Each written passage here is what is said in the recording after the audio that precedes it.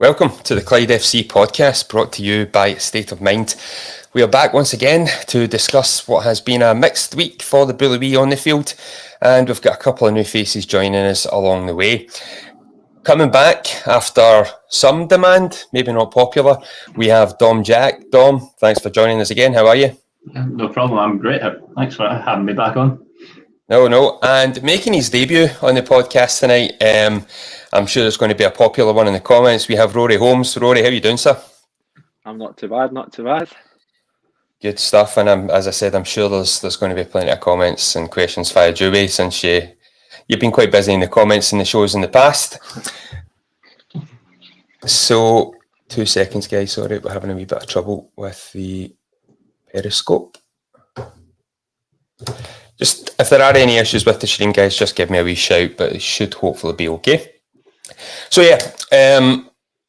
it's been a busy week. There's been 2 matches, a defeat and a draw, and a bonus point during the week away to East Kilbride. Rory, we'll come to yourself first. How would you rate this week? Has it been positive on the whole, or a bit of a mixed bag? It's been all right. It's frustrating just given the end results.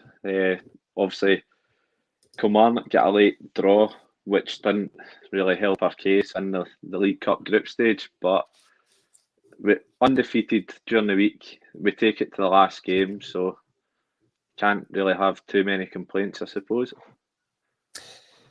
Yeah, Dom, how about yourself? Were you overall pleased? I know there is a defeat in there, but a wee bit of context that it was Kilmarnock. They are a very, very good team. If you ignore the first half of the Kilmarnock game, I'm quite pleased. Obviously, you want to try and stay in the game for as long as possible when you have a team like Kilmarnock come, and then 22 seconds in, we all know what happened. But then second half we looked a lot better, and I thought East Kilbride, we had the better chances. Should have probably taken all 3 points instead of just the 2.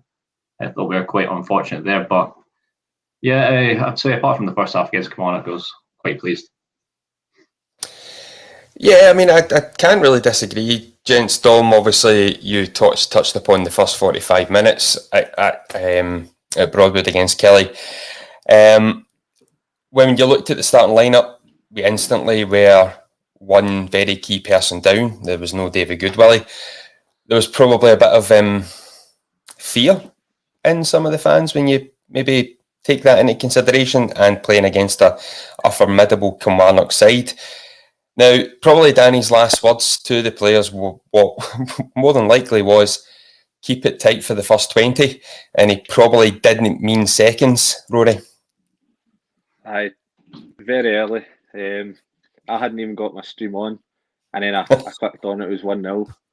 But then I was thinking, the East Kilbride game, did they not score in the first minute as well? Or was it very close? It was after 5. Yeah, it was in the first. It was still very early.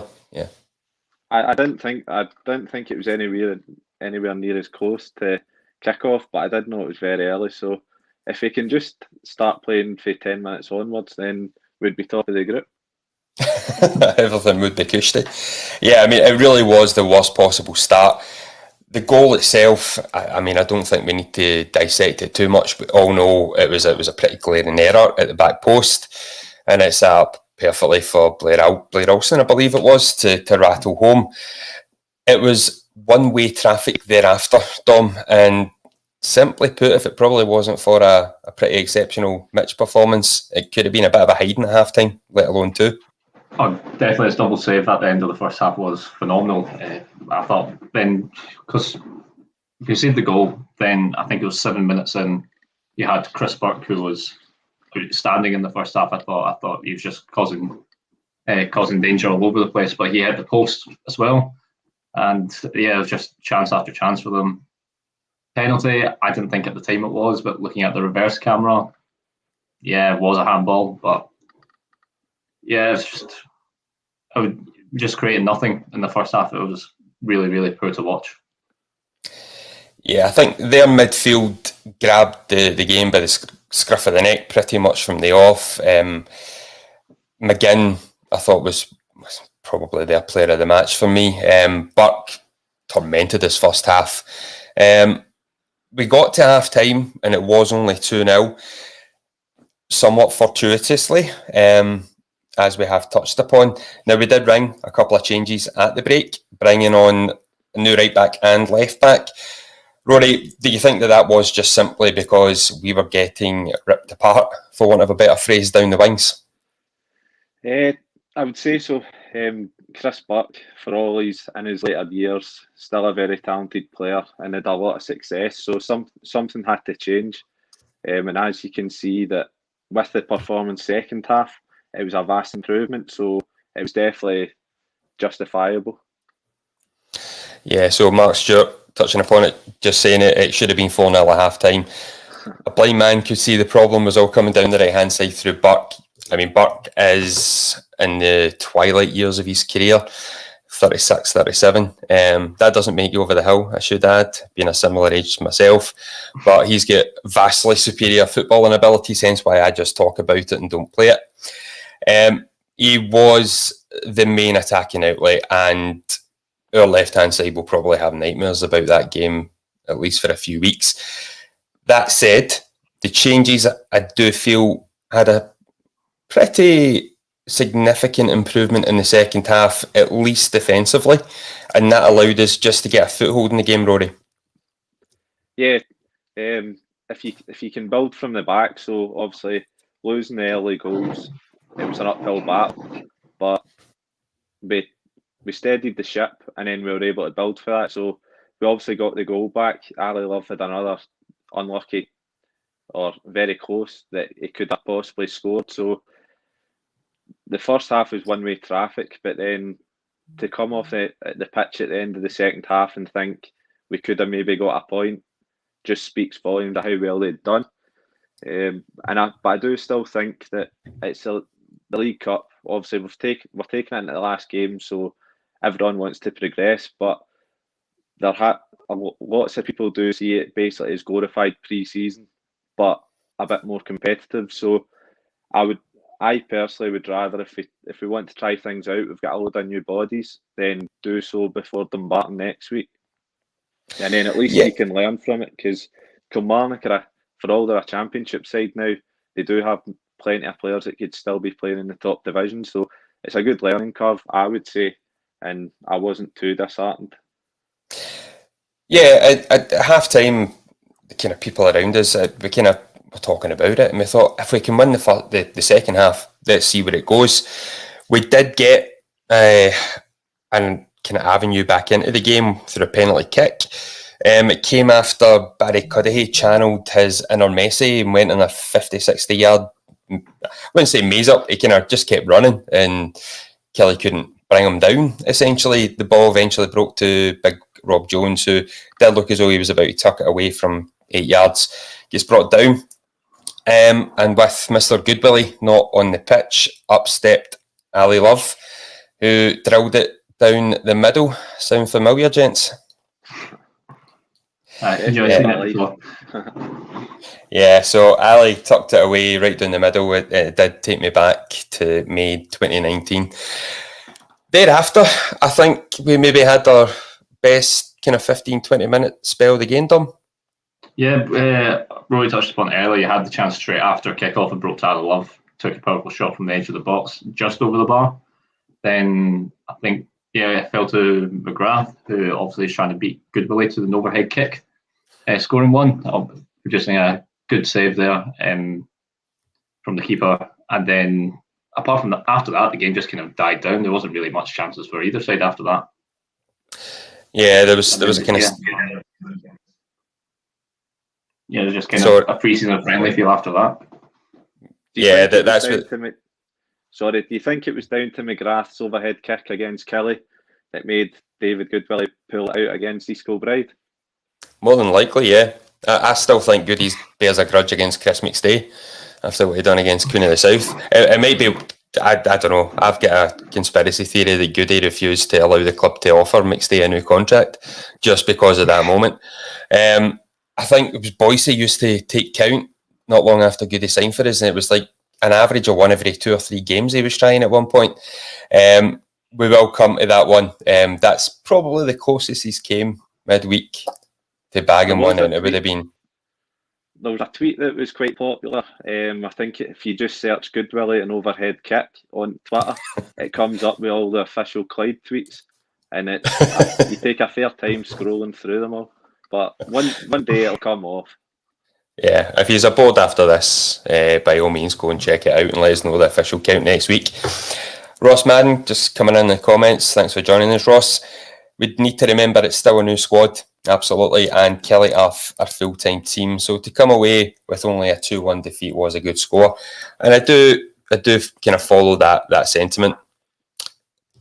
It wasn't all one way in the second half, fellas. Mitch did have a couple of other saves, bit more even, bit more pre-season kind of feel about it, as you said, gents.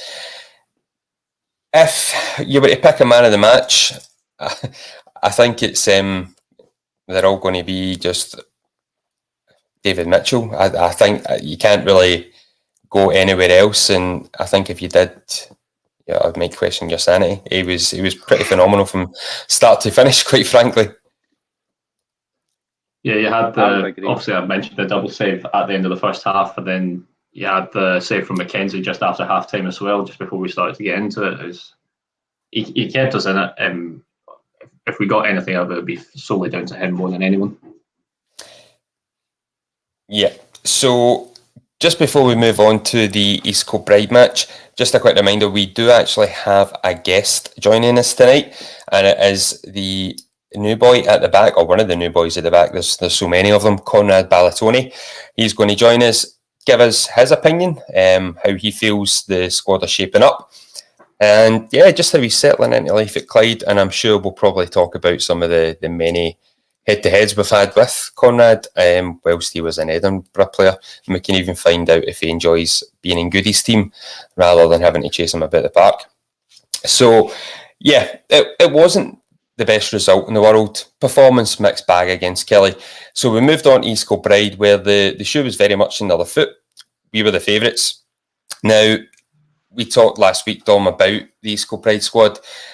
They had players that could certainly hurt us. I think one of the ones that we mentioned was Chris Erskine. So to allow him time and space at the edge of the box just 3 or 4 minutes in, probably not the wisest move on our part. No, and then I watched it back, and it's kind of hard to see just from the angle that the game was filmed at, but I'm not sure how savable it was. It looked like it maybe should have been kept out. Obviously, it shouldn't have been let that amount of room to get the shot away in the first place, but it didn't look the most threatening shot in the world from behind the goal as well during the game. So it was obviously a massively disappointing start, especially when you're just wanting to kind of get the pressure on and try and get the early goal yourself. Yeah, Rory, I would probably kind of touch upon what Dom was saying there. At the time, I did think it could have been saved. I'm not sure. I've not seen the replay yet, but I'm not sure if it maybe came through someone's legs on the way in. But again, far from ideal start. We really need to kind of start better and on the front foot for a change. It was difficult from our angle, the other side of the pitch, but there were quite a few individuals saying that someone give David Mitchell a cap, that he was coming to cover his eyes, and people just thought like it might be the sun. But then whether or not it's hard to tell. If maybe he could have done better. I think he should have saved it. But then, even if it was a mistake or just unfortunate, or we've got high expectations because we know how good he is, given his performance on the Saturday, then I'll let it slide. I'll not hold that against the man. Yeah, considering his performance at the weekend, it would have been very, very harsh to pull him up just for one goal. Now, at one point I forgot to actually touch upon, before the match kicked off, there was another signing announced.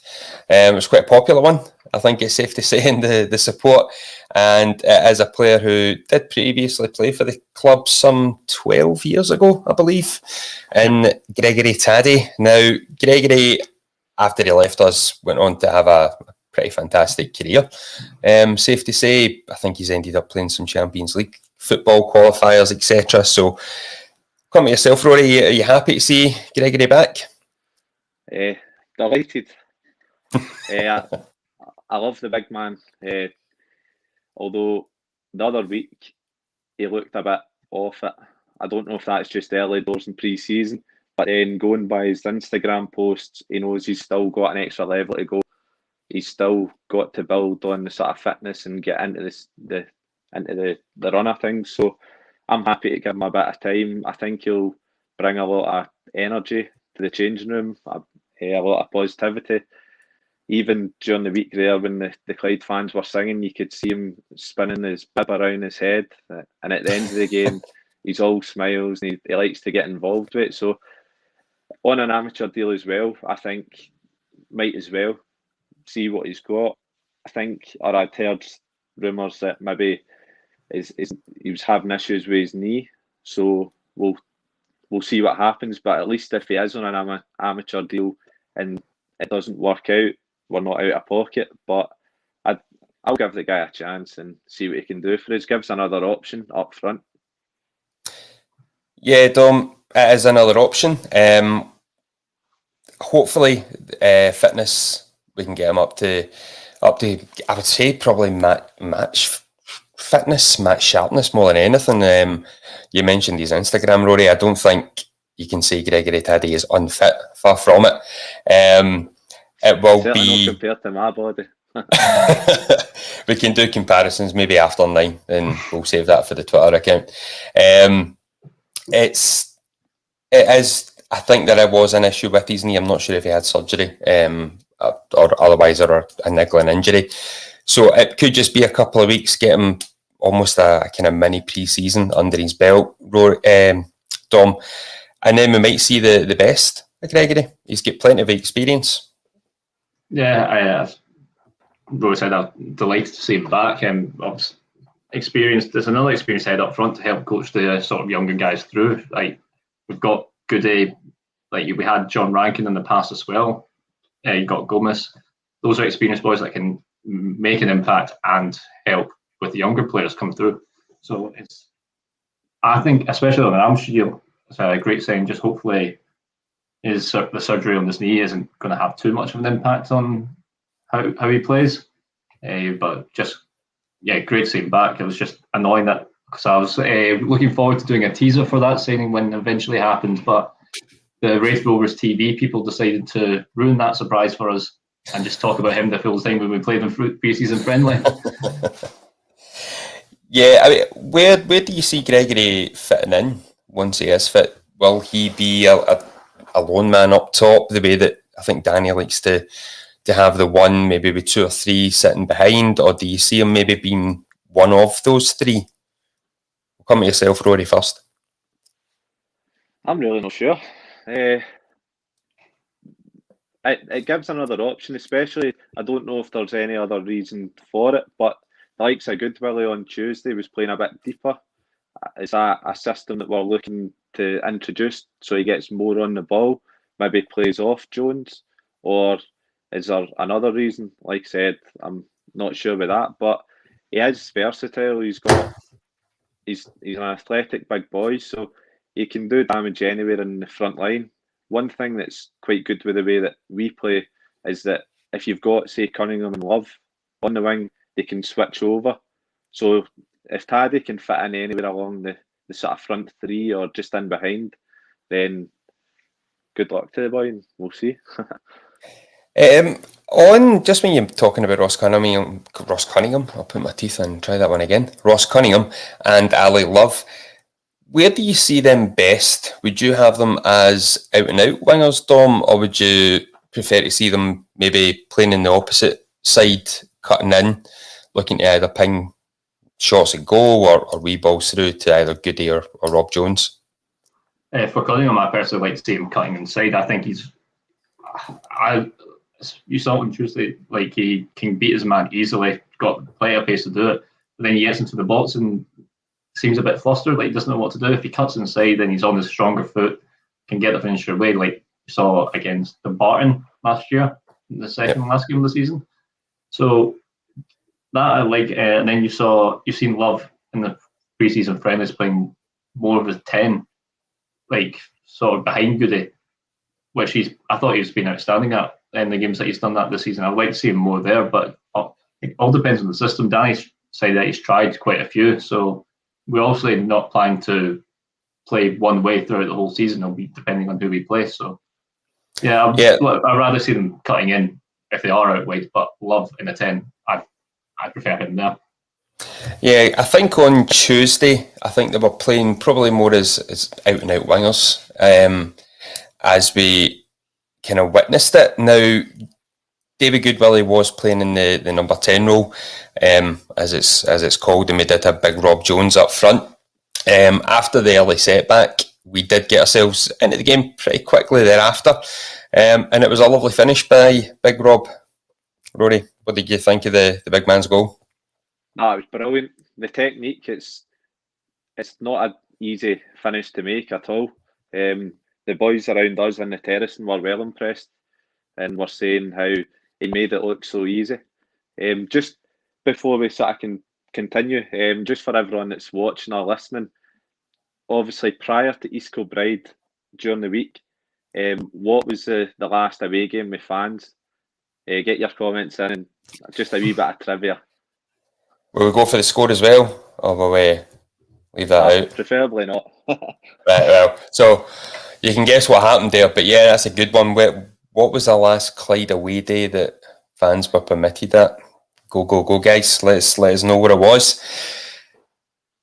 Dom, what were you impressed with Big Jones's finish as well? Were you happy enough with his performance overall? I know obviously a lot of people will prefer David Goodwillie up top. That's his main position. That's where he will get 20 plus goals a year. However, we do need backup. We do need other guys chipping in. And I think Rob Jones is probably going to be that man. Yeah, I thought that finish was basically everything that the Barton fans said that he wasn't. Like the way that he managed to get in front of the East Kilbride defender and then place it into the opposite corner across goal, I thought was absolutely fantastic. He took it really, really well. Obviously, we had the best view from behind the goal. And then I thought he did well overall. He did cause problems. Maybe not how many problems maybe David Goodwillie would have caused in that role, but he's still done a job up there, and I was happy with his performance on Tuesday. So thereafter, I felt it was kind of one-way traffic. Pretty much all Clyde, we started settling to a rhythm, and I think guys like Aaron Splain were getting on the ball, pinging the passes, and we started moving the ball a wee bit quicker, far quicker than we certainly did against Kilmarnock. We did get ourselves in front in somewhat, dare I say, comical fashion, Rory. Danny talked post-match about trying to get earlier crosses into the box to kind of put that pressure on the defenders to make mistakes. And it certainly worked as Jamie Stevenson volleyed the ball quite perfectly back towards his own keeper, forcing him to catch it. And we got the indirect free kick. So 11 players on the line, and you still can't stop David Goodwillie, it seems. Yeah, just going back to the actual decision from the referee, I'd be interested to hear your thoughts on it. As someone that, when I played football, I played centre-back, to me, he was trying to clear it, and I couldn't see it as a pass back. But then, with my Clyde tinted glasses on, stonewall. At the time, I'll be honest, I wasn't surprised it was given. Maybe if I see it again, that there was a fair amount of pace on it. It's far from being cushioned back to the keeper. Dom, what about yourself? Are you in the goalkeepers union for this one, or are you going to put the Clyde specs on here? I thought at the time it was maybe a bit harsh, but these Kilbride highlights are up. I've watched it back. The boy turns and aims it back at the keeper. It's 100% pass back, in my opinion. If you watch it back, the way that the ball comes in, he turns, places it back at the keeper. I'll need to go and have a look. So it doesn't look like he's trying to hit the ball away from goal with that. But with the result and free kick, we were directly behind the goal. To me, in a situation like that, most players just try and smash it just as hard as they can, quite high. So it just showed the quality that David's got, the fact that he was able to just pick the corner. Like, no pressure, just slotted it in. It even surprised us behind the goal at how he done it, but it was just different class. But it's what you're expecting of the guy now. He's just king of all kings. Yeah, I mean, I was probably like yourself. I'll think back to the likes of your Alan Shearers when they got indirect free kicks from like 6 yards out, and his first thought was just rattle it hard and high. And I was expecting something similar when the ball was rolled to him, but he just waited until I think it was big Chris Erskine who he just walked off the post and he went, well, there you go, have that. I shout to the referee though. I love how he sprayed the goal line. Yeah, that was quite something. I have to say that was. I don't know how we would have figured it out otherwise. We'd have hit the stand. I really don't. But yeah, I don't know if he was doing it for a laugh or not, or if it was serious. And I'm still debating in my head. But yeah, it's got to be one of these things that gets brought up in some football programme in years to come. Who was the referee that spray painted the goal line to mark an indirect free kick 10 yards? We have our first and only answer to your question, Rory, and I believe this is correct. Mark Stewart's correct there. 1-0 away from home, and things weren't looking great. We came out the ground that night thinking, are we needing to look down? Are we needing to look below us? But we followed that up with 3 wins, and then if COVID hadn't came along, I still think we would either, if it wasn't mathematically impossible, we would have won the league. Yeah. So just getting a quick update, guys. Sorry, Conrad was running late, but everything's all right now. He was in a bit of a panic. So we'll quickly finish up just before Conrad joins us. The equaliser came shortly after a water break. Is it just a break in play and we just didn't really switch on again? I've not seen the goal back, I'll be perfectly honest, boys. So I can't say if there was any particular blame. It did look as though it was too easily met at the front post, though. I'm going to be absolutely no use talking about this goal. I was too busy on Twitter talking about our goal, and then you watch the East Kilbride highlights. The camera's too busy concentrating on what was maybe a foul, and they missed the goal as well. So I didn't see it at the time, and I've not seen it back. Right, so Rory, help us out here. Every goal, unless it's a screamer, is preventable. However, the guy took it well and left Mitchell with no chance. Maybe the defender could have done better, but I just thought it was a bit unfortunate. Yeah, it was an annoyance in that I kind of felt. It was just we never really switched on, as you said, Dom. We scored. That cliche, if you want to use it, you're almost the most susceptible to scoring just after you've scored. And yeah, it kind of played out thereafter. There was kind of smattering of chances. We welcome to David Goodwilly's overhead kick attempt, which I can't believe it never went in. I think it came off the inside of the post. The keeper was swatting at flies along the line, and it somehow didn't make it in, guys. Yeah, if you watch it back, it's the inside of the post, goes over the top of the keeper's head and curves out beyond the other post. You're just waiting on it nestling into the other corner after that hits the post the first time. But can we say he's getting closer? He's definitely getting closer. He's absolutely getting closer. He might be saving it for his 100th goal, which is 6 to go. 6 to go now, right? So we have a graphic made for the occasion. So you better get your finger out, David. You've got a couple of weeks because I want to get this graphic up because it looks pretty smart, if I do say so myself. Now, before we go on to the penalty kicks, is that a realistic goal? Absolutely, with David, he's probably thinking this Saturday. End of Saturday, yeah. Yeah. Now, our first guest of the season is currently in the wings, and hopefully if I add him in correctly, we can get his thoughts on the penalty shootout, which he just so happened to be the winning kick hero. I am, of course, talking about our new centre-half, Conrad Balatoni. Conrad, how are you doing, sir? Not bad, thank you. How are you? Yes, all good, all good. And it's been another busy week. With myself and the boys have just been dissecting it. First of all, a winning penalty kick. Not a bad start to your Clyde career. Yeah, not bad.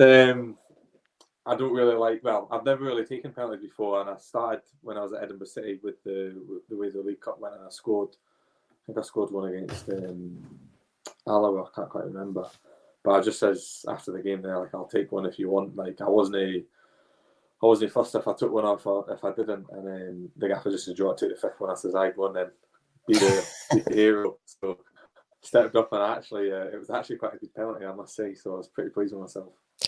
Yeah, you must be pleased because you took a better penalty kick than David Goodwillie. So, have you been giving him some stick about that in training? No, because you see my shooting and training and his it's night and day. So I've not really got a leg to stand on, to be fair. Conrad, you are obviously a new signing at the club. So how do you feel things are going? Early doors, obviously we've played 3 competitive matches now. Kind of mixed results, but how do you think things are kind of at this stage of pre-season, if you want to still call it that? I mean, you got to remember it's pre-season. There's a lot of new players coming into a squad, and fans might not realise that it does take a little bit of time to gel, and you're playing with different players that you're not used to. So straight away, you're having to learn what their weaknesses are, what their strengths are. And players will be doing the exact same with myself. So you've got to build that, and that takes time, and that's what pre-season is about. And we've actually had a pretty good pre-season. I don't know how much the fans have seen of our games with regards to, we played Wraith Rovers, we played Hamilton, we beat them 1-0 and 2-0. So, they're good established championship teams. Albeit pre-season, that doesn't mean anything. But now the competitors came in, Stranraer, okay. I think everyone knows that we didn't play great. But we got the win. And I always say, if you're not playing great and you win, it's a sign of a decent team. You come up against Kilmarnock, and we knew where we were let ourselves down with the 2 early goals. Gave ourselves, a really uphill battle. And then East Kilbride, just, maybe people don't realise that, playing Tuesday, Saturday in the heat that we had, it was pretty tough. I think a lot of the boys were feeling a little bit leggy and tired, and that's just part and parcel of football. We'll get over that. But defensively, I don't think we were great on Tuesday, and conceded a couple of sloppy goals, which, we've not really been doing throughout pre-season. But, we did score 2 goals, so it's always a bonus if you're scoring. And then, it was important that we did take that bonus point because it gives us a right good chance for going into Saturday to try and top that group. Yeah, and even in the Kilmarnock game, albeit we did lose, the consolation goal, if you want to call it that, could actually be what distinguishes between ourselves and Kilmarnock if we get the right result. It could just help sway things in our favour. Now, obviously, Conrad, you're not a stranger to Clyde fans. We know you well from your days at Edinburgh City. We were joking that you must be happier these days not having to face David Goodwillie and you're on the same side.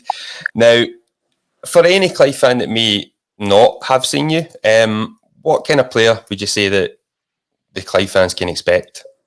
It's going to be a little cliche, I always give 100%, and I'm a pretty honest guy, and I'll always say I'm not always going to play well, and that's part and parcel of football. And I'm big enough and I'm old enough to know that that's the way things are in football. But what I do is I try and organise in and around me, and that's one of the reasons I think the manager wanted to bring me in was because of my experience. I'm only 30 years old. So I've had good experience, and I still feel like I'm in my prime years. Like I said, I'm not going to play amazing every week, because if I did, I wouldn't be at Clyde, and that's just the nitty gritty stuff. So that's the truth. So, but what I will do is I'll give 100%, and I'll organise, and I think maybe some of the fans in the games that they have seen me have seen quite how vocal I am and how I try and organise and make sure that people keep standards high, and that's it really. I'll attack. I'm good with the ball at my feet, I feel, and I know how to kind of win games and see games out. Being at Edinburgh City, we're always challenging for the league, so I know exactly what it takes to win and see games out. And the manager, when I went and met him before I signed, kind of says they would go a goal up, but they never felt like they were able to see games out because they didn't have that experience. So that's why he's kind of brought a little bit more experience in, and I think that's where I'll hopefully help the team progress from where they were last year. Yeah, Rory, just on that, I think last season experience, especially around the central defence, was probably a big issue in helping, as Conrad touches upon, seeing games out. So would you agree that type of experience and player is exactly what we really need right now? Yeah, 100%. Last season as well, we had a lot of young boys and boys in on loan, and it's difficult for them when they've not got real leaders. But to me, looking at the squad and the teams that have been lining up in recent weeks, we've got numerous leaders on that park. We've got Conrad at the back, who's obviously brought experience.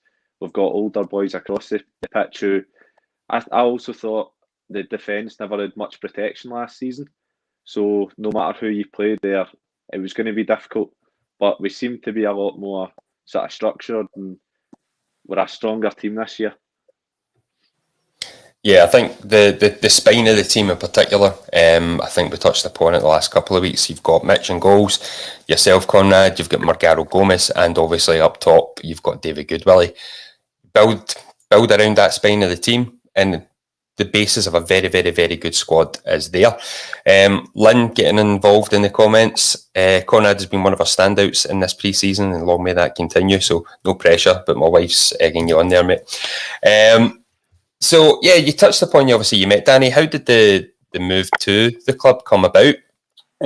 So we were in the playoffs, as you're probably well aware, and we finished around about the 20th. And then I spoke with the Edinburgh City manager the day after, and he just basically said I wasn't going to be part of his plans, and he wants to go in a different direction. So I says that's fine. I'll start putting the feelers out for different clubs, not knowing where I was going to be. I went to Turkey. I had a little hair transplant done, so that's why I'm looking at this now. So give it a few months, and I'll be looking $1 million. Just in case anyone's wondering why I look so daft. I'll message you later about a link, just for future use. I'll be needing it soon. And so on the way back, I had to do a quarantined in one of the hotels because Turkey was on the red list. So I was in there for 10 days. So I just was like, I've not got an agent at my age. I've not had an agent for a few years now. And I just said to a couple of boys that I know, like, oh, do you have any numbers for managers? And I knew that Clyde had got rid of a few of their players. I knew that McNiff went to Stirling and Tom Lang signed for Wraith Rovers, and I thought, there's a possibility they'd be looking for a centre half. So I got Danny. I got the manager's number through an actual friend / client of mine, and I just messaged him and just says, look, I'm available if you're keen. And he just says, yeah, like, I'd love to have a chat with you. And then it kind of just went on from there. And kind of within the next couple of weeks, when I got out of quarantine, I went and met him and Alan Moore. And next thing I know, I'd done a medical and I'd signed. So it all kind of happened within, space of 2.5 weeks, I would say. Yeah, it's a slightly different story, I think, from what you hear normally. So a proactive kind of reach out to the club, and yeah, if it benefits both parties, then fantastic news for us. Now, there is a big match tomorrow, Conrad, and we obviously have to get your thoughts on it. We play Morton in, it's not a winner takes all, but obviously if we can at least match what Kilmarnock do, we do have, I believe, a 2-goal difference. Correct me if I'm wrong. I do love being wrong on this show. As long as we match what Kilmarnock do, we will, provided they win, we will top the group and make it through to the knockout stage of the League Cup. Now, if there's been some indifference in the performance, if we were to get through, it's not bad going, is it? No, I think at the end of the day, it's cup football, and if you'd said to any of the players, any of the board, or probably any of the fans that you match a result and you go through, you're gonna take that. It's it would have been nice, if we beat East Kilbride, then it would have been a little bit easier. I think I'm not quite sure on the math and how that would have worked, but I said to the boys on Tuesday when we went into penalties, like, get the bonus point because it could be the difference between qualifying and not qualifying. So it was important that we got that. But I'm confident. I'm not overly confident. I'm never like that. It's football. I know exactly what can happen, but I think we've got a good enough team to go in and cause problems at Morton. And if we perform the way that we know we can, we'll give anyone a game on their day. So hopefully, we can take that to them and give the Clyde fans what they want. Without obviously giving away too much, have the kind of threats of Morton been pinpointed? I know Dom or Rory, I think you might have been doing some research ahead of the show tonight. I'm going to hold my hands up. I don't know an awful lot about Morton this year, other than the fact that Alan Lithgow plays for them, just from the ex-Clyde link. What will be the key to getting a result there tomorrow? Scoring more goals. Right, okay, Rory, Mr. Cliche. But apart from that, who are the danger men? Who do we need to focus on? Not take out the game, but nullify.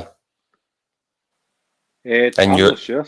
I'm not really sure about their squad at this stage. I'd looked at a few things regarding the League Cup, and so I'd read that if we go through tomorrow, it's the first time Clyde have progressed through the League Cup group stage since 1973. But obviously in the 80s, that was ditched until just 5-6 years ago. But unless Dom might know more about Morton than I do. Dom, pressure's on, so we don't look unprofessional here. Please, save the day. Right, so, I know the threats up front. So, you got Robbie Muirhead, which he seems to be a bit hot and cold from what I've heard about from Morton. Obviously, produced an absolute screamer in the playoffs final against Airdrie, and then they signed the boy from Wraith Rovers, and I don't know how to pronounce his name. I think it's Ugwu. I think he's kind of a big, strong striker, but from what Wraith Rovers fans were saying, that he didn't score many goals from them. So that's kind of who they got up front, but they've got two experienced centre-backs in McLean and Lithgow. So obviously going to be a tough shit for Goody up top, but they seem to have a kind of a thin squad. They don't have many players signed up, so they're beatable, in my opinion. Right, we're going to get too much positivity here, and Boyce's not even on the show tonight. So, obviously for yourself, Conrad, as Danny kind of touched upon, any particular threats, like say the striker that Dom just butchered his name? No, he's not actually. I don't know whether that's because he's just wanted to keep training nice, short and sharp because we've had a few games. But he usually goes through their team on the Saturday kind of before the game and talks about them and stuff like that. But I mean, we know, Scottish football's not huge like it is down in England. You know most players and who they play for. Sometimes you miss in the news like who signed for who and stuff like that. But the majority of the time, you know who you're coming up against and who's in the team and stuff like that. So at the end of the day, I'm not really fussed about them because I know that if we play well and if we perform well, and our big players have big games, then we'll be a match for anyone, whether that's Championship or League One. So I'm confident that if we perform the way that we can, I don't fear anyone, and that's what I've been like, throughout my career. It's all sounding positive, gents. I'm loving it. I might be sticking the mortgage on us winning tomorrow now. So, now Conrad, we'll quickly shift away from Clyde at the moment, and if you can take us back to your early career and how you've got to join in the famous Bully Wee. So, where did your career start at? So I was at Hearts as a youngster. I joined them when I was like 12, 13. And progressed kind of through the age groups, and then signed a pre-contract when I was 15 to go full time when I was 16. So, boyhood club, my dream to play for them. And then 16 to 19 signed there as like an apprentice, and then signed a pro contract. And then that's when I was about 19, I went on loan to Partick Thistle. And then obviously I think everyone knows my affiliation that I had with Partick and what I did there. So 2 years there. And then signed there permanently in the summer, and then that was the year that we went and won the league. So, had a good time there, and then 2 years in the Premier League, kept them up both years, and then went to Kilmarnock, and that's kind of where the career started going a little bit downhill. So, so Kilmarnock was my last top flight club, and then signed for A United, Falkirk, Torquay, and then Edinburgh City. And that's when I decided that I was going to go part-time and start thinking about life after football. So yeah, it's a decision I've never regretted, even to this day. That, you know, even though I could have probably played full-time for another couple of years, I just decided that it wasn't for me anymore, and I wanted to focus for life after football. You've kind of led me perfectly on to one of my questions there, Conrad, and it was that decision that you chose to make. Where was it just such an important thing for yourself to have that kind of succession planning for football? Obviously, the life of a footballer is only 15 years, 16 years if you're lucky. So having that in place and making that decision, was it difficult, or was it a lot easier for yourself than? Yeah, I mean, it was difficult in the sense that, you know, you're doing something that you've loved since you were a little boy, and it's your job, and the hours are fantastic. I'm sure you're probably well aware. You know, you train for 2 or 3 hours a day, and you're getting paid relatively decent money, although, you know, not life-changing money. And to me, it just got to the point where the money wasn't suitable for a player that the amount of experience that I had, and I just thought, this isn't working for me anymore. Like, I didn't want to get to an age of, you know, 32, 33 and then panic about what I'm going to be doing with life after football. So I just took the hard decision to say, right, I'm going to go part-time and actually and build a business up for myself. So I've never regretted it. And it is obviously, you know, you wish you could play football for as long as possible. And hopefully I will, you know, at part-time level. But, you know, at that time, full-time football it didn't appeal to me anymore, just because of the financial side of things and what I could do outside of football. It appealed to me a lot more. How did you find the kind of transition from it? Was it a lot easier than you perhaps kind of thought, or did you maybe feel the legs a wee bit more as the seasons progressed from when you were full-time to part-time? No, it was okay. I think probably the biggest difference was just not training every day. You know, I think I left Torquay United, and I came back up, and I was like, you know, still trying to get myself full-time. I was still willing to go full-time basically, but I was also kind of thinking, right, should I go part-time? And then I made a decision to go part-time. So I was keeping my fitness as a full-time player, if that makes sense. And that first year was it was a breeze for me, if I'm being honest. And then, you know, as you get more used to just training 2 nights a week, obviously you're not as fit as what you would be if you were playing every day. And, you know, there's no harm in saying that. I think everyone would be the exact same in saying that. But it wasn't, you know, I still feel like I've got plenty to give, and I still feel fit. I actually feel fitter now than what I have done in the last 2 or 3 years. So I feel like I'm in a really good place fitness-wise, and I've taken a lot on board to try and give myself the best possible chance to kind of be the best player I can at this level. So you've got how long would you like to continue? David Goodwillie at the end of last season said he wants to play with Clyde till he's 40. Now I'm not. You're just new to the club. I'm not expecting you to make that commitment. But you see yourself playing football at least for another 5-6 seasons, if you can. No. No. Not because I couldn't, because I probably won't have the time. I don't know. So I've got my own business, and I've says, by the time I'm probably about 33, I think I'll review it and see where I am with regards to the business side of things and family, and then take a decision from there. So whether or not I continue to play will be totally down to how the business is away from football, and if I've got the time to do it. Or, you know, I might play, and I might just play at a lower level. I'm generally not sure, but 33 is the age I would like to get to. So if hopefully, you know, I'm at Clyde for the next 3 years, and then by that time I'll sit down and I'll discuss things with my partner and see where I am with the family, if I've got another baby or something like that, or how the business is, if I've got time to do 2 nights a week and a game on a Saturday. Because I mean, you guys might not realise this, but, you know, you give up a lot. I've given up a lot of sacrifices throughout my career, you know, missing friends' weddings, friends' stag do's during the season, you know, all these things that you guys would be able to happily be able to go on to, whereas I'm as a playing football. I've not had the luxury of doing that. So getting to that age, I think some of my friends will still be getting married at that time, so I'll still be able to go and enjoy, my younger years, and enjoy family time as well. So that's my plan. Conrad, you've mentioned sort of balancing part-time football with employment. Obviously, you've got your own business, but with Edinburgh City being your last club, I'm just quite curious to know, from a footballer's perspective, what's your feelings on them making their home games a Friday night? Would that influence a player one way or another? It potentially could. I mean, I'm not going to lie, I like a Friday night game, but I like a Friday night game every once in a while, because it's different, and it means that you look forward to it because you're thinking, oh, Friday night game, usually what happens is you play Friday night, you go home, Saturday you're going out with the team and for like a team day out, and you can get like a full day with them.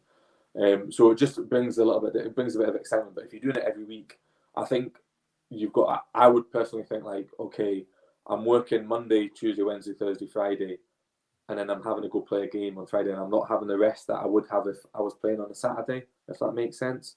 Yeah. But I mean, I've spoken to a few of the boys at Edinburgh City, and they're quite happy with it, and I think it's just the way that, unfortunately, with Edinburgh City, that they decided they were going to go back to Murderbank, but I think it's not been finished yet. So I think it's just happened the way it has because of certain decisions that they've made. So I don't think it was in the players' hands. It's just the way it's worked out. So they've just got to deal with it, really. But I don't think as a player, if a team said to me, "Oh, we play Friday night or we play Saturday," it's not going to influence me who to go to, if that makes sense. Yep. Oh, I've lost Rory. Craig Black, who is one of our regular hosts, Conrad, wants to know, how did you enjoy your first photo shoot with the club? I think he's looking for a wee bit of an ego boost, so if you want to tell him he's great, fire in. It was fantastic. I think we turned up to training, and usually with these photo shoots, you get given a wee bit of a heads up, maybe the week before, saying, lads, you're getting your headshots done next week, so everyone gets themselves groomed and haircuts and all that stuff. And I'd had my transplant done and stuff like that. I hadn't had my haircut since it had been done, so I was a bit like, oh, brilliant, I look horrendous. So I tried to get out of it, but it says no, you can't do it. So my photo's probably ridiculous, and I'm not looking forward to it being on any websites or match day programs or anything like that. So that's the best for starting at 11 graphic sorts for tomorrow. We've got the best photographer in the league, so don't worry about that. He'll sort you out if you need to. Mark Stewart's he's got a wee question. If you want to plug your business, Conrad, by all means you can. He's obviously curious as to what you do outside of football. Yeah, so I'm a financial advisor. So my business is Conrad Balatoni Wealth Management. Very original, I know, but I've been doing that for about 2 years in June. So yeah, been loving it, to be fair, and helping lots of clients doing consolidating pensions, planning for later life, just investing and just helping everyone. Lots of things I do, so it's too much to kind of go on here without boring you guys. But if anyone wants to have a chat, feel free to get in touch. I've got social media pages, so crack on, guys. Rory, what about yourself? You think you might need some financial planning? I mean, I've been on a night out with you before where you were literally trying to get somebody to sign for Clyde by offering all your wages to him. So I left enough for beans on toast, but so yeah, I think we might get a wee client out of the show tonight. There was another couple of questions I missed here. Andrew, which particular Clyde versus Edinburgh match did you enjoy? I know this one. I think it was the first one when we beat you 2-0. And the only reason why is because Goodwillie wasn't playing. Was that the day his wee one was being born? I think his wee one was being born. Yeah. So we knew it was going to be a tough game because we knew we had Clyde and we had Peterhead back to back, and we'd obviously started really well that season, and we knew that these next two games were massive for us with regards to where we were probably going to go.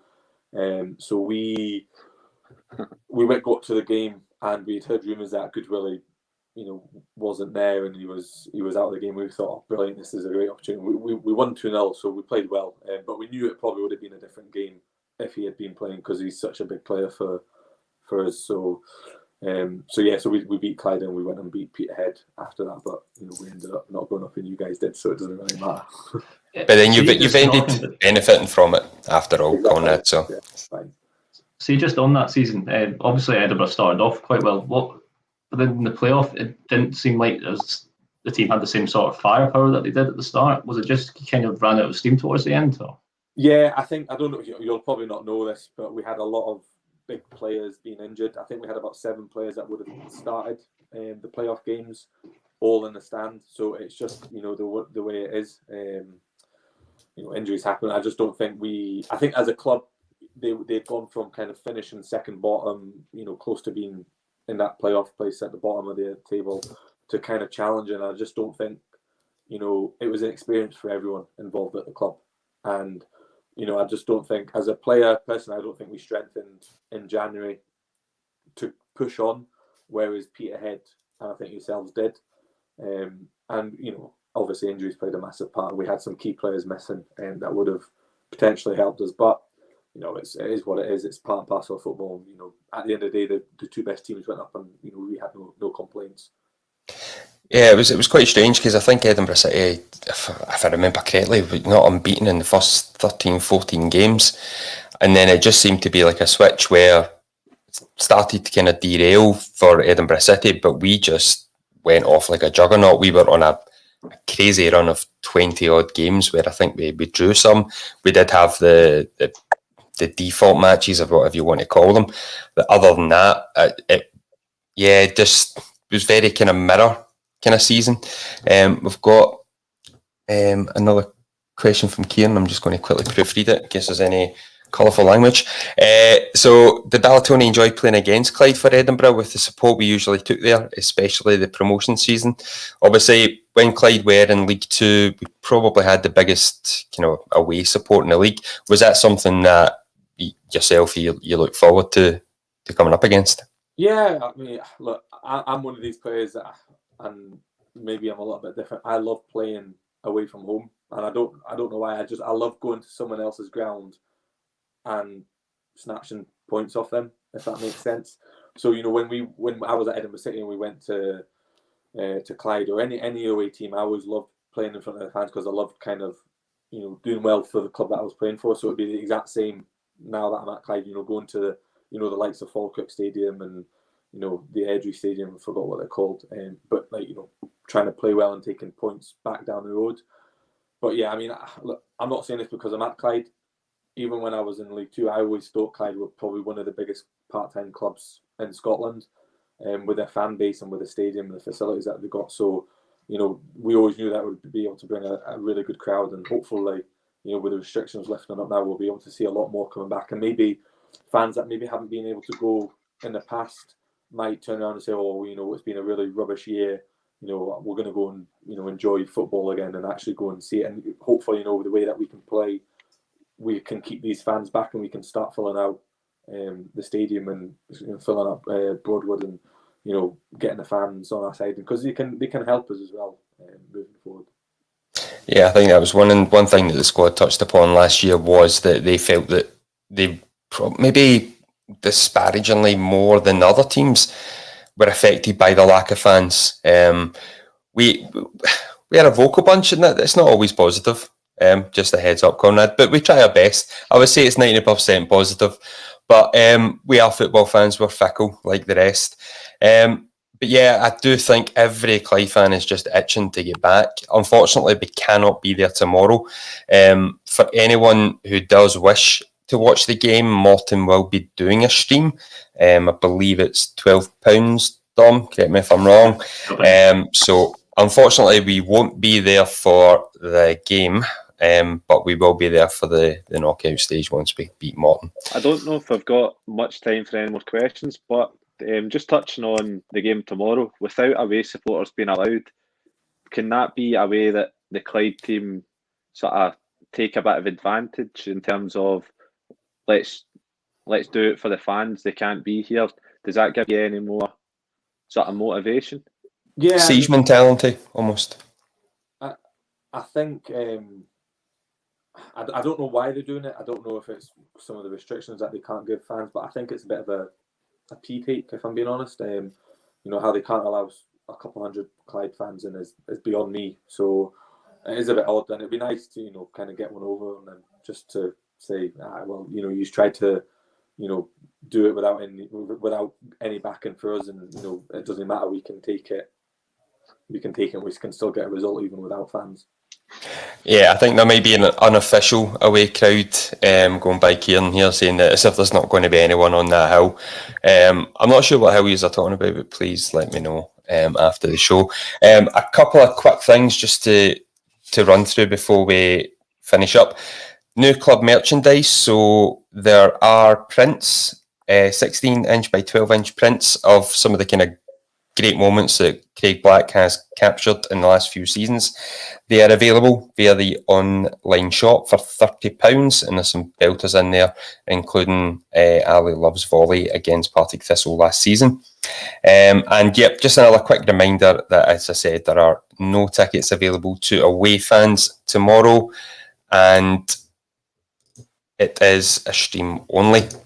Now, just quickly, before you go, Conrad, do you just have a wee message for the Clyde fans for the season ahead? Yeah, I mean, there's going to be ups and downs. There always is in a football season, but, just stick with us, and your support's always grateful. And, you can really cheer us on, and you can kind of, if it's a tight game, it could be the difference between winning and losing, or even potentially coming from a losing position to drawing and taking a point. We know what we want to do. And we know we want to, entertain you guys and try and push up the league compared to what you were last season. So, bear with us. There might be times where it doesn't look like we're going anywhere, but football can change like that, and it can change very quickly. So, don't worry. We'll be trying our hardest as a team and as a squad to put this club kind of where it wants to be challenging. That's what we want to hear, guys, isn't it? Now, we have run out of time, unfortunately. Dom, thank you again for your time, for coming back, and I'm sure we'll have you on again soon. Rory, as far as debut goes, it was all right. I think we'll get you on a wee amateur contract ourselves.